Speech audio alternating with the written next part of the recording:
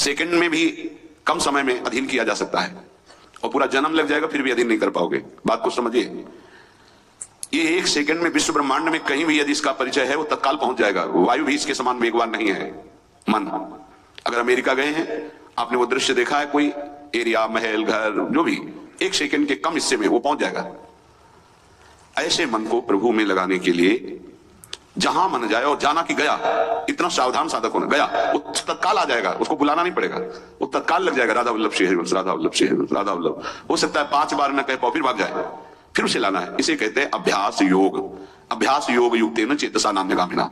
एक दिन ऐसा आएगा नान्यगामिना, ये जाएगा ही नहीं, ये नहीं जाएगा। फिर दिव्य शाश्वत परम पुरुष की प्राप्ति इसी से हो जाएगी। तीसरा, हमारे मन में जो सही स्फुरणाएं हो रहे हैं उसका सपोर्ट जरूरी है। विरोध से ही मन केवल काबू में नहीं होता है, सपोर्ट जरूरी है। अब सपोर्ट शब्द से कितना मन प्रसन्न हो रहा है, हर्षित हो रहा है, उस बात का सपोर्ट जो गुरुवाणी, शास्त्र, संत जनों की वाणी, उसके अनुकूल वो बोल रहा है। चलो आज हम तुम्हारी बात पूर्ण कर देते हैं। वो कहता है मुझे आज मीठा खाने की बहुत इच्छा है, ठीक है, हम श्री जी को भोग पधराते हैं, नाम कीर्तन करते हैं, आचमन कराते हैं, फिर उसको पा लेते हैं। बिल्कुल वो आपको भजन में विरोधी भाव नहीं पैदा करेगा। कहीं कहीं मन को सपोर्ट करना है, वो कहीं कहीं शास्त्र सम्मत गुरु आज्ञा के अंतर्गत सपोर्ट जरूरी है, जरूरी है। बिल्कुल विश्वास मानिए, ये 4 बातें जो बता रहे हैं ये जीवन की धरोहर है जो आपको दे रहे हैं। चौथी बात, जो शास्त्र विरुद्ध दोष वाली सलाह दे रहा है, बिल्कुल नहीं, बिल्कुल नहीं, बिल्कुल नहीं। जैसे वो जरूरी है सपोर्ट, ऐसे बिल्कुल सपोर्ट नहीं, बिल्कुल सपोर्ट नहीं, बिल्कुल नहीं। अब वो आपको जलाएगा। जैसे सपोर्ट शब्द से हर्षित हो गया, ऐसे बिल्कुल नहीं शब्द से वो शोकित हो जाएगा, अब आपको उदास कर देगा। जब उदास वो होगा तो आप उदास हो जाएंगे, कहीं मन नहीं लगेगा, आपको लगता है अब तो जीवन बेकार हो गया। तो मन लगना ही जीवन है क्या? अरे अभी आप समझे नहीं।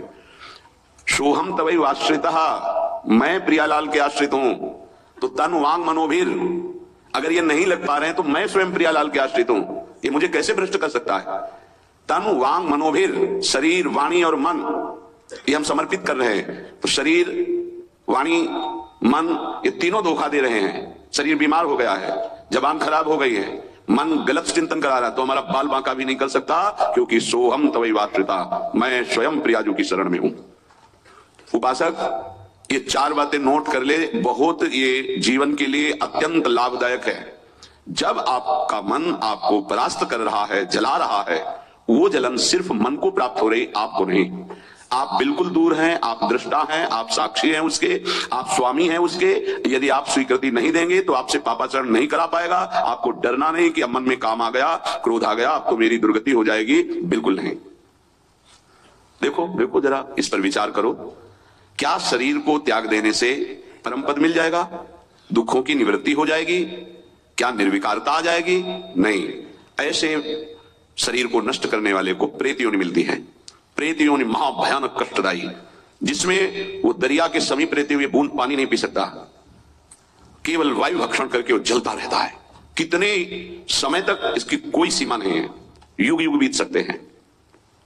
ये मन जिसको तुमने अपना माना, कितनी दुर्गति का रास्ता चयन करा दिया। उपासक मस्ती सीखे। अरे चाहे गृहस्थ हो या विरक्त हो, भगवत आश्रित मस्त रहना सीखो। सदा रहो अलमस्त, नाम की धुन में हो जा मत वाला। निरंतर नाम, क्या फर्क पड़ता है मन सही है या गलत, क्या फर्क पड़ता है? क्यों? क्योंकि मैं स्वयं प्रभु के आश्रित हूं, मैं सच्चिदानंद का सच्चिदानंद अंश हूं। ना मैं कभी दूषित था, न दूषित हूं, न दूषित रहूंगा, और ना सृष्टि में किसी की सामर्थ्य है कि मुझे दूषित कर सके। इंद्रियां दूषित हो सकती हैं, मन दूषित हो सकता है, क्रिया दूषित हो सकती है। अब हम प्रभु के बल से इन इंद्रिय, मन और शरीर के दोषों का नाश करूंगा, ना कि इनके अनुसार चलूंगा। ये उपासक का स्वरूप है। व्यथा, इंद्रिय प्रमथन स्वभाव वाली, मनुष्य प्रमथन स्वभाव वाला, इनके मथित होने पर, मनमथ नाम है काम का, वो इनमें बैठ करके ऐसा प्रमथन करता है, ऐसी व्यथा उत्पन्न करता है कि साधक का तदात्म भाव होने के कारण वो असहनीय हो जाता है और वो गलत संकल्प और चेष्टा में उतर जाता है। इसी को सह गया सो महापुरुष। यम ही न व्यथयन्ते ते पुरुषम पुरुषर्षभ।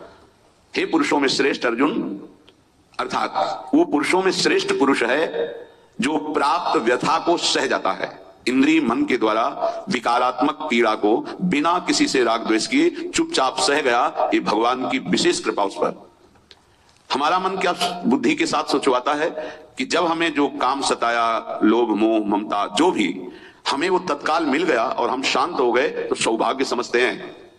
दुर्भाग्य है उस उपासक का जो चाहे और उसको प्राप्त हो जाए, दुर्भाग्य है उसका। सौभाग्यशाली वो है जो चाहे और ना मिले और जलता हुआ सह गया, उसे वो चीज मिलेगी जो त्रिभुवन में किसी को किसी साधना से नहीं मिलती। यम ही न व्यथ्यन्ते ते पुरुषम पुरुषर्षभ शम दुखा सुखाधीरम स्वमृतत्वाय कल्पते। वो अमृत पद का अधिकारी हो गया, वो अमर हो गया, अविनाशी हो गया, वो अविनाशी पद में आरूढ़ हो गया जो इस व्यथ